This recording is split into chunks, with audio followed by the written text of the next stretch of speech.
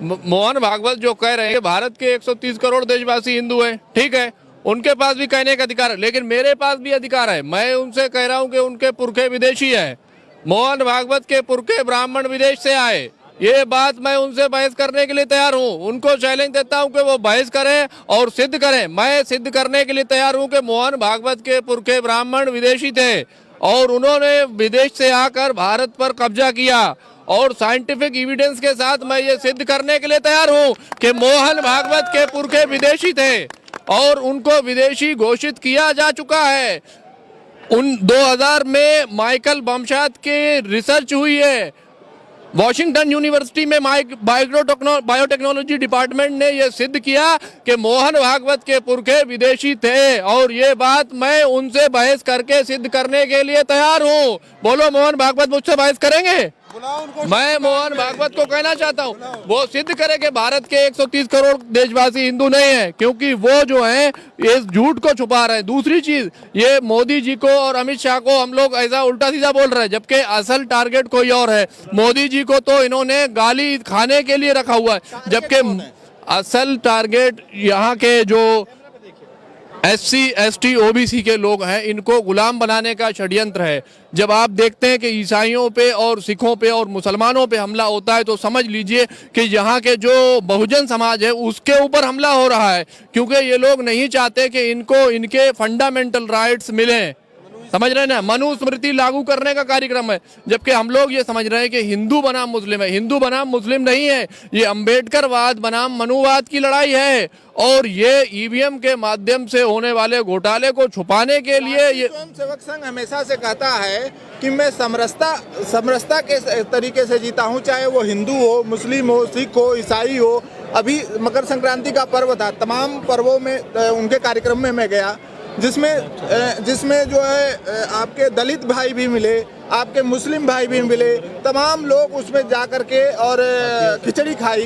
तो कैसे लगता है कि बिना समरसता के राष्ट्रीय स्वयंसेवक? मैं उनको पूछता हूं कि वो लोग कौन थे जो बाबा साहब अम्बेडकर को उनके जीवन में परेशान किया करते थे? वो लोग कौन थे जिन्होंने भारतीय संविधान को आग लगाई? मैं पूछता हूं, भारत के संविधान को ये दुश्मन कौन लोग हैं?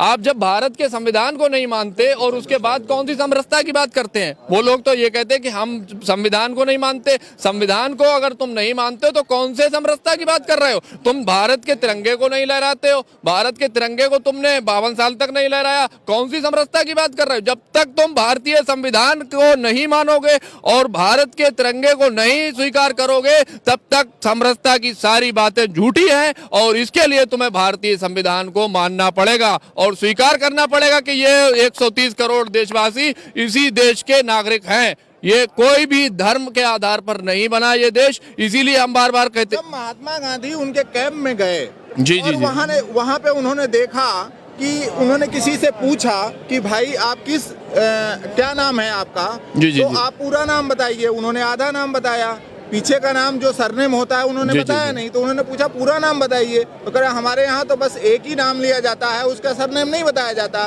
क्योंकि हम सब आपस में भाई, हम जातियों में बटे नहीं हैं। तो जब महात्मा गांधी को जब इतना बड़ा जवाब मिला, तो संघ तो हमेशा ही यही काम करता है कि हमारे पास जितने भी भारत के लोग हैं वो सब भाई बहन हैं, बंधु हैं।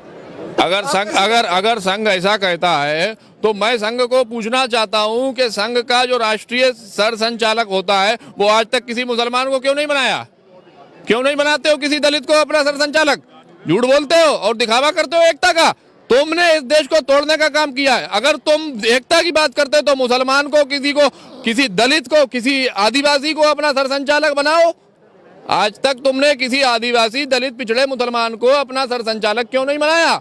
तुम झूठ बोलते हो और एकता का दिखावा करते हो, जबकि तुम ही इस देश को तोड़ने वाले हो और तुम ही इस देश के संविधान को, इस देश के जो बहुजन समाज के लोग हैं उनको खंडित करने वाले हो। संघ ये कहता है कि हमारी जो प्राथमिकता है, जो स्वयंसेवक शाखा में आता है, शाखा के जरिए ही वो आगे पहुंचता है।